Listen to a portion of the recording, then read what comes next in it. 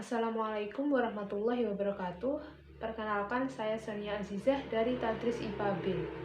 Di sini saya akan mempresentasikan artikel saya yang berjudul Pentingnya Manajemen Sarana dan Prasarana yang Baik untuk Meningkatkan Kualitas Pendidikan di Sekolah. Dalam dunia pendidikan, terdapat beberapa faktor pendukung yang mempengaruhi kualitas pembelajaran.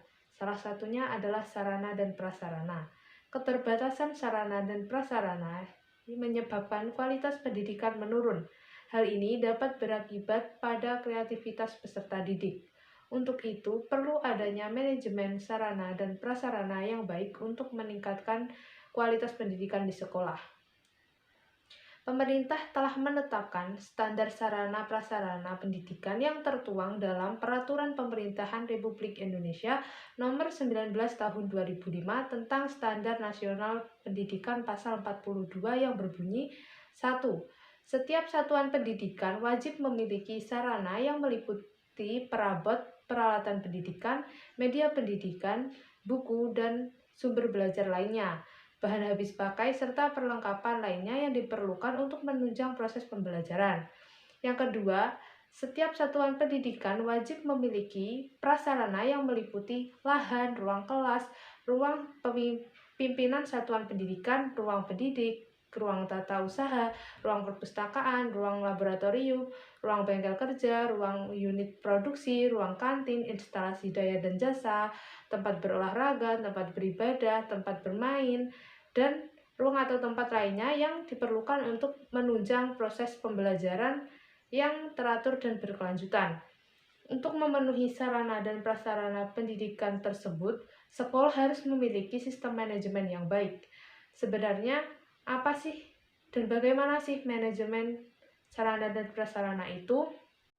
Manajemen berasal dari kata to manage yang berarti mengelola. Manajemen adalah melakukan pengelolaan sumber daya yang dimiliki oleh sekolah atau organisasi yang diantaranya adalah manusia, uang, metode, material, mesin, dan pemasaran yang dilakukan dengan sistematis dalam suatu proses.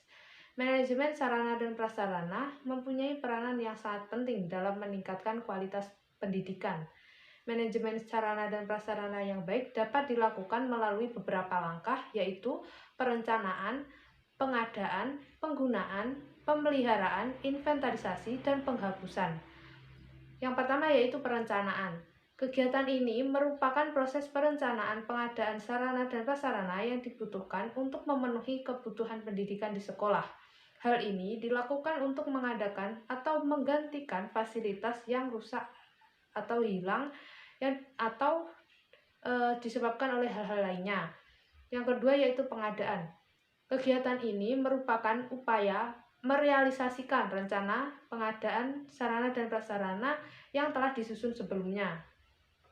Yang selanjutnya yaitu penggunaan. Sarana dan prasarana yang telah dimiliki dapat dimanfaatkan untuk mendukung proses pembelajaran agar tujuan pembelajaran dapat tercapai dengan baik. Yang keempat yaitu pemeliharaan.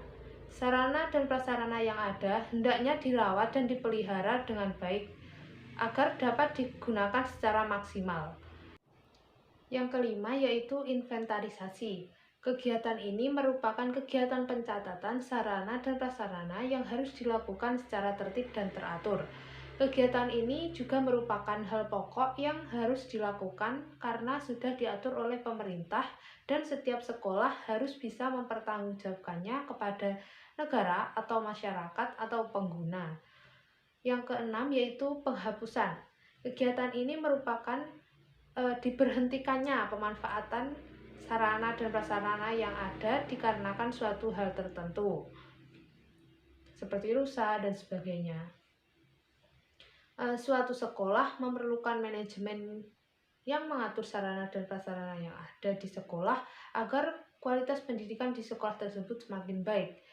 Dengan manajemen ini, seluruh sarana dan prasarana yang sudah ada dapat dikelola dengan baik. Selain itu, akan selalu ada pembaruan fasilitas yang dibutuhkan untuk menunjang proses pembelajaran.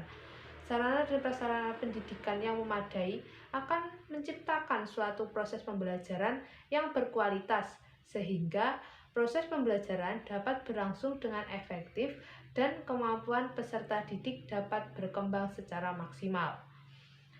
Sekian presentasi dari saya.